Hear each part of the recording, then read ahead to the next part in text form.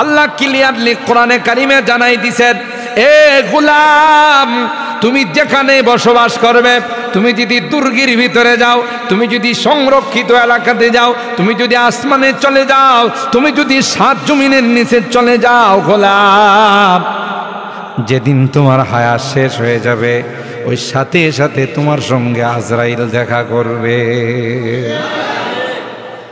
আল্লাহ ডাক দেয়া কয়, যেহেতু মৃত্যুর পেয়ালা পান করতে হবে, এর হাত থেকে যেহেতু বাঁচার কোনো উপায় নাই, ফামাং যুহজিহা আনিন নার, ফামাং যুহজিহা আনিন নার ওয়া উদখিলাল জান্নাহ, তুমি যদি দুনিয়ার জিন্দেগিটা দিয়া পরকালের জাহান্নাম থেকে মুক্তির একটা টিকিট বানায় নিতে পারো।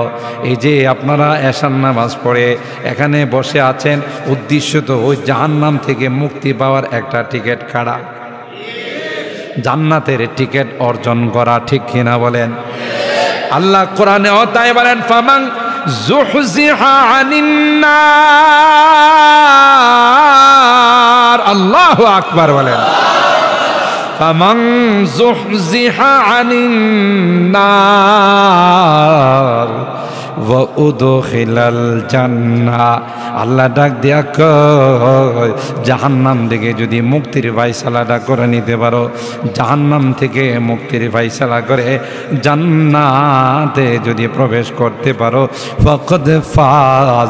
গাড়ি বাড়ি থাকলে সফলতা নয়, ওই টাকা পয়সা থাকলে সফলতা নয়, ওই বড় সর্দার হয়ে গেলে সফলতা নয়, এমপি হয়ে গেলে সফলতা নয়, মন্ত্রী হয়ে গেলে সফলতা নয়। আল্লাহ কয়, জাহান্নাম থেকে বেঁচে জান্নাতের টিকিট অর্জন করতে পারলে তোমার জন্য আসল সফলতা চলে আসলো। আল্লাহ কয়, কেমনে হবে? অঙ্ক তো মিলে না। আগের উম্মতেরা হাজার হাজার বছর হায়াত পাইছে, তোমরা তো ৬০-৭০-এর বেশি হায়াত পাও না। এদের ইবাদতের সাথে তোমাদের ইবাদত মিলবে কেমন কইরা, ঠিক কিনা? এরা তো হাজার বছর জিহাদের ময়দানে কাটাইছে, হাজার বছর চিল্লাতে কাটাইছে, হাজার বছর কোরআন তিলাওয়াতে কাটাইছে। তোমাদের বয়স তো মাত্র ৬০ থেকে ৭০ বছর, আর রবিউল্লাহ তো ঠিক কিনা ১৯ বছরে আমাদেরকে সাইরা চলে গেছে, কথা কন। সুতরাং কেউ ৪০, কেউ ৫০, কেউ ২০, মৃত্যুর সাথে কি কোনো হায়াতের তুলনা আছে? জোরে বলেন। কে জানে যে আমি ৬০ বছর বাঁচব? কে বলতে পারবে যে আমি ৫০ বছর বাঁচব? গ্যারান্টি আছে? এই জন্য আল্লাহ ডাক দিয়া কয়, কুল্লু নাফসিন যায়কাতুল মাউত। এ গোলাম, তোমার জিন্দেগীর সমস্ত স্বাদ মিটাই দিবে, তোমার জিন্দেগীর সমস্ত আশা ভরসা মিটাই দিবে রে, তোমার জিন্দেগীর সমস্ত পরিকল্পনা নষ্ট করে দিবে কে? মৃত্যু। জোরে বলেন কে? এই জন্য আল্লাহর হাবিব বলেন, আকসিরু যিকরা হাযিমিল লাযাতাল মাউত। প্রত্যেকটা যুবক তার জীবনের অনেক স্বপ্ন থাকে, কথা বলেন ঠিক কিনা? আমার বাবা আমাকে কষ্ট করে লেখাপড়া করাইছে, আমার মা আমাকে কষ্ট করে বিদেশ পাঠাইছে, আমি রুজি রোজগার করে মা বাবাকে সুন্দর একটা ঘর বানাই দিই, কথা কয় না? আমি রুজি রোজগার করে মা বাবার ওষুধপত্রের ব্যবস্থা করব, আমি রুজি রোজগার করে ভালো একটা খাবার দাবারের ব্যবস্থা করব, আমি নিজে বিয়ে শাদী করব, আমার শ্বশুর বাড়ি হবে, বাচ্চা কাচ্চা হবে, এদেরকে বড় আলেম বানাবো, বড় হাফেজ বানাবো, এক সময় আমিও এলাকার মধ্যে মানুষের সেবা করব। এরকমের হাজারো স্বপ্ন থাকে না? থাকে না? আল্লাহ বলেন, যুবক এ যুবক, তোমার কলবের মধ্যে, তোমার অন্তরের মধ্যে হাজারো আশা দানা বেঁধে আসে রে, কিন্তু তোমার তো জানা নাই রে কোন দিন সমস্ত আশাগুলো মুহূর্তের মধ্যে মুছে যাবে। তা বলেন ঠিক কি না? এক সাথী ভি না ठहरेगा जिनका वादा आ गया, जी के जी में ही रहे आरमान सारा चल बसे, जी के जी में ही रहे आरमान सारा चल बसे। কবি ডাক দেয়া কয়, যখন মৃত্যু চলে আসবে এক মুহূর্তের জন্য তোমাকে আমাকে সুযোগ দিবে না, ঠিক কিনা? যুবক যদি মৃত্যুকে বলে, ভাই আমার মনে বড় আশা ছিল রে, আমার ছোট ভাইগুলোকে মানুষ বানাবো, লেখাপড়া করাবো, বড় করব, বাবা নাই, আমি বড় ভাই, আমি তাদেরকে আস্তে আস্তে মানুষ বানাবো। এ মৃত্যু, তুমি আমাকে সুযোগ দাও, আমি আমার ভাইগুলোকে বড় বানায়া যায়। মৃত্যু কি কাকুতি মিনতি আত্মচিৎকার শুনবে? বলেন শুনবে না। মৃত্যু বলবে, আমি হুকুমের গোলাম, আমার অর্ডার হয়েছে রে, তাই এক মুহূর্তের জন্য তোমাকে সময় দিতে পারবো না, সরি। কথা বলেন ঠিক কি না? এটাই বলতেছে, এক সাথী ভি না ठहरेगा जिनका वादा आ गया, जी के जी में ही रहे आरमान सारा चल बसे। खाना-ए असली में जाने की जरा तू फिक्र कर, खोला के देख ले तो यार कैसे चल बसे, खोला के देख ले तो यार कैसे चल बसे। কবি ডাক দেয়া বলে, তোমার আসল ঠিকানা তো দুনিয়া নয়, তোমার আসল ঠিকানা তো কবর, তোমার আসল ঠিকানা তো পরকাল। জোরে বলুন ঠিক কিনা? ইহা হাম সব মুসাফির হ্যায় ওহি আখির ঠিকানা, কোই আগে রওয়ানা হ্যায় कोई पीछे रवाना। मुसाफिर हर कुजा बाशद वतन राया देमी दारद, चुबुलबुल दर कफस बाशद चमन राया देमी दारा। ए भाई, উত্তর শৈলপুরের ছেলেরা মালয়েশিয়া থাকে না, ইন্দোনেশিয়া থাকে না, সৌদি আরব থাকে। জোরে বলুন ঠিক কিনা? আর কি নিজের বাড়ি ভুলে যায় না? ছুটি পাইলেই নিজের বাড়িতে ছুটে চলে আসে, সময় পাইলেই বিমানের টিকিট করে দেশে চলে আসে, ঠিক কিনা বলেন? নতুন পানি, এই বাবু নতুন পানি নিয়ে আসো গরম। সময় পাইলেই টিকিট কইরা দেশের মধ্যে চলে আসে না, আসে না? কথা কয় না? বিদেশ থেকে আসবে দেশে, কত খুশি আর আনন্দ। মাকে ফোন দে, বাবাকে ফোন দে, স্ত্রীকে ফোন দে, ছোট ভাইকে ফোন দে, বোনকে ফোন দে, কি লাগবে ক, আমি তো এতদিন পরে আসতেছি, তোমার কি লাগবে আমি নিয়ে আসি। কারণ এটা তার আসল ঠিকানা নয়, আসল ঠিকানা তার জন্মস্থান। কথা কয় না?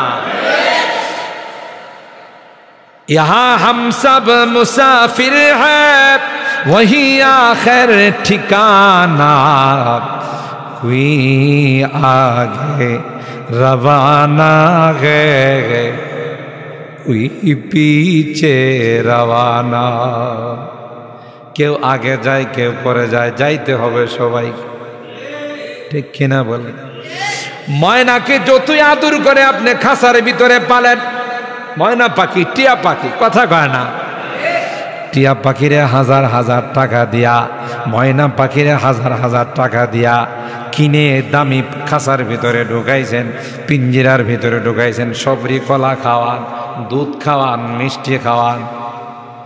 খাঁচাটা খুলে দিলে কি খাঁচার ভিতরে থাকবে না, উড়াল দেয়া যাবে? কথা কয় না। আপনি যতই ময়না পাখিকে দুধ কলা খাওয়ান, যতই ময়না পাখিকে আদর স্নেহ করে, খাঁচার ভিতর থেকে যদি ময়না পাখিটাকে খুলে দেন গো, টিয়া পাখিটাকে যদি খুলে দেন, এটা কিন্তু তার খাঁচার থেকে বাইরে হয় সুজা তার আসল জায়গা ময়দানের মধ্যে, জঙ্গলের মধ্যে চলে যায়। কেন? জানে যে আমার আসল বাড়ি হলো জঙ্গল, আমার আসল বাড়ি হলো বন জঙ্গল, ঠিক কিনা বলেন? একটু জিকির পরে লা ইলাহা ইল্লাল্লাহ, লা ইলাহা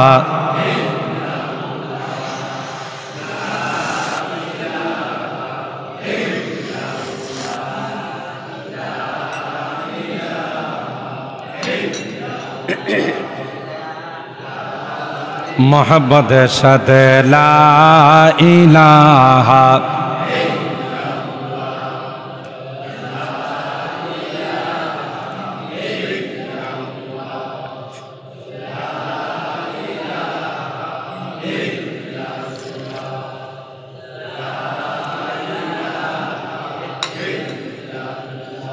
अब तो रहे बस तादम आखिर विरद जुबान मेरे इलाहा इलाहा इल्लल्लाह, ला इलाहा इल्लल्लाह, ला हलक से निकले सांस के बदले नाम तेरा ऐ मेरे खुदा, ला इलाहा इल्लल्लाह, ला इलाहा इल्लल्लाह, ला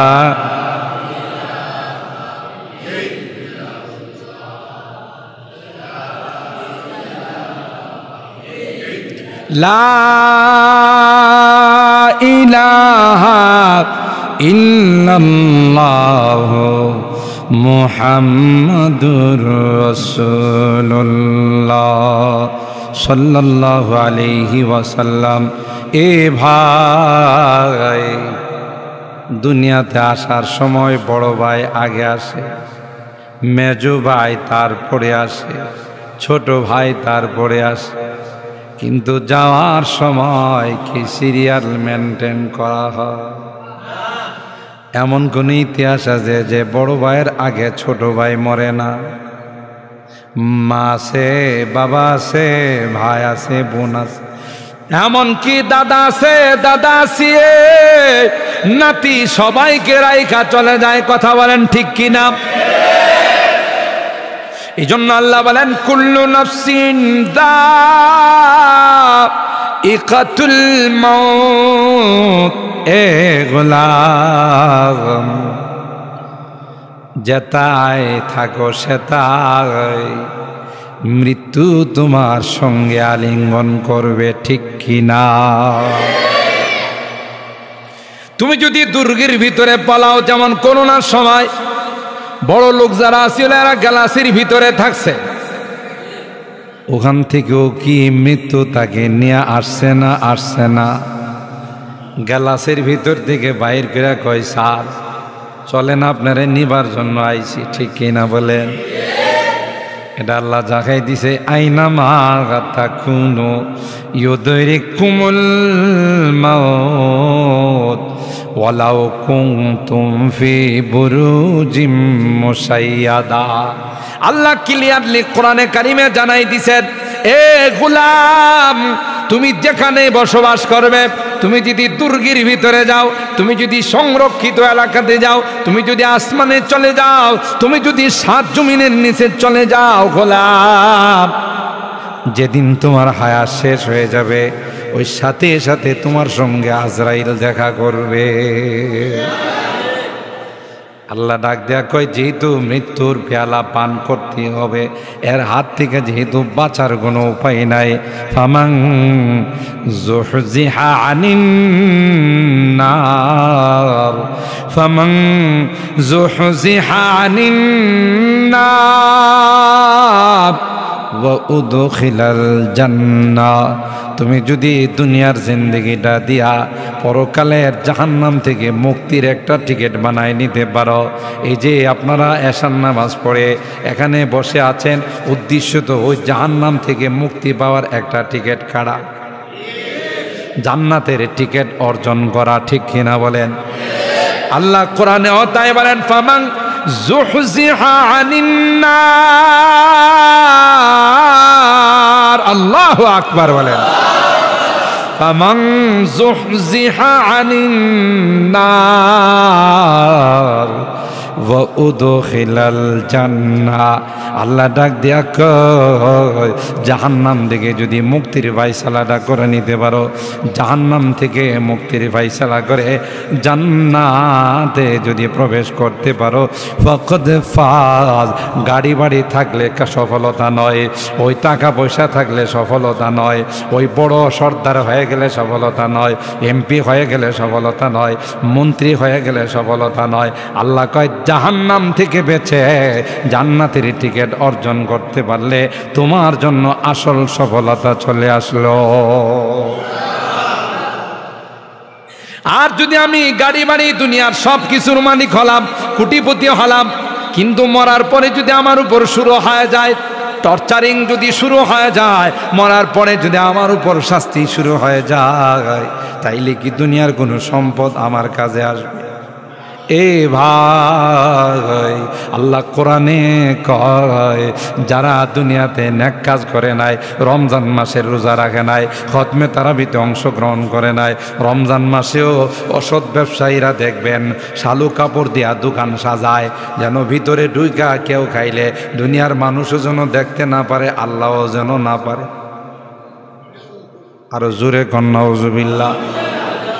এরকমের অসৎ ব্যবসায়ী রমজানে আছে না নাই?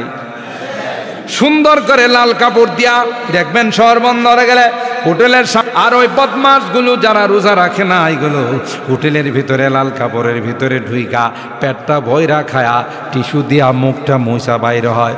আপনারা তো রোজা রাখছেন একদিনের, মনে হয় হ্যাঁ এক সপ্তাহ রোজা রাখছে, কথা কয় না। আমি জিজ্ঞাসা করতে চাই, ওই শালু কাপড়ের ভিতরে ঢুকলে, লাল কাপড়ের ভিতরে ঢুকলে দুনিয়ার কেউ না দেখলেও কে দেখে? তাইলে কি সে জাহান্নাম থেকে বাঁচার উপায় করলো না জাহান্নামে যাওয়ার উপায় করলো? আল্লাহ বলে, গোলাম, রমজান মাসের রোজা রাখ, খতমে তারাবিতে অংশগ্রহণ করবে গোলাম। কিয়ামতের কঠিন ময়দানে যেদিন তোর পক্ষে কেউ সুপারিশ করবে না, যেদিন কেউ তোকে আপন বলে স্বীকার করবে না রে গোলাম, আল্লাহর আদালতে যখন তুই আসামি হয়ে দাঁড়াই যাবে, তখন রোজা গিয়ে আল্লাহকে বলবে, আল্লাহ, আমার মক্কেল রমজান মাসে রোজা রাখছে, তাকে আমি রমজানের দিনের বেলায় পানাহার থেকে বিরত রাখছি, সুস্বাদু খাবার ছিল খায় নাই, আমি তার থেকে বিরত করছি, বারণ করছি।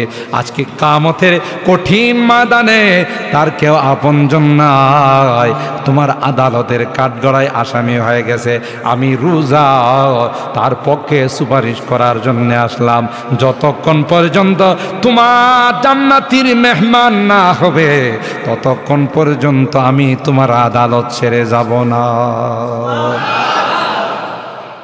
আপনাদের কি ধারণা, রোজার সুপারিশ আল্লাহ কবুল করবেন না ফেরত দিবেন?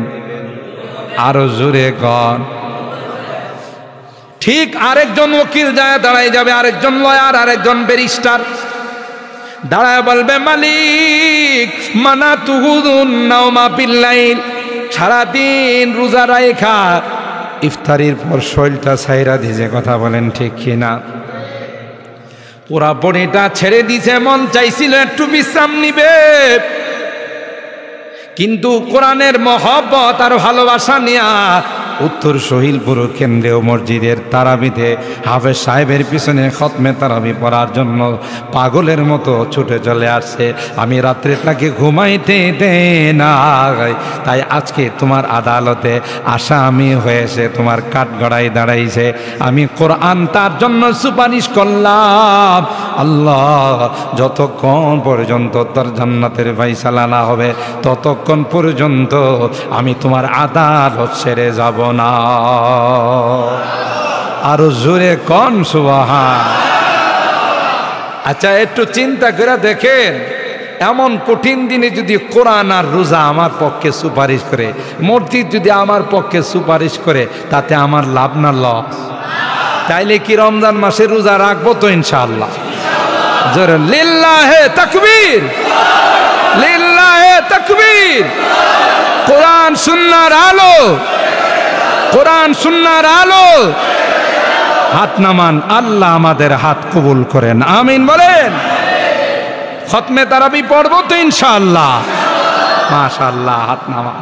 রমজান মাস আসতেছে, একে কত 70, কমপক্ষে 70, 700, 7,000, 7 লাখ, 7 কোটি পর্যন্ত আল্লাহ বাড়িয়ে দেন। সুবহানাল্লাহ।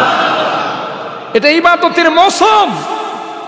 আল্লাহ যে আমাদেরকে শ্রেষ্ঠ উম্মত বানাইছেন, এজন্য আল্লাহ কয় একটা ফরজ পড়লে, নফল পড়লে ফরজের সমান সওয়াব, আর একটা ফরজ আদায় করলে কম পক্ষে 70টা নেকি। 70টা ফরজ আদায় করার সওয়াব। সুবহানাল্লাহ বলেন। 700, 7,000, 7 লক্ষ গুণ বাড়াই দিবেন। সুবহানাল্লাহ। তাইলে আমরা রমজান ইবাদতের জন্য প্রস্তুত আছি তো ইনশাআল্লাহ?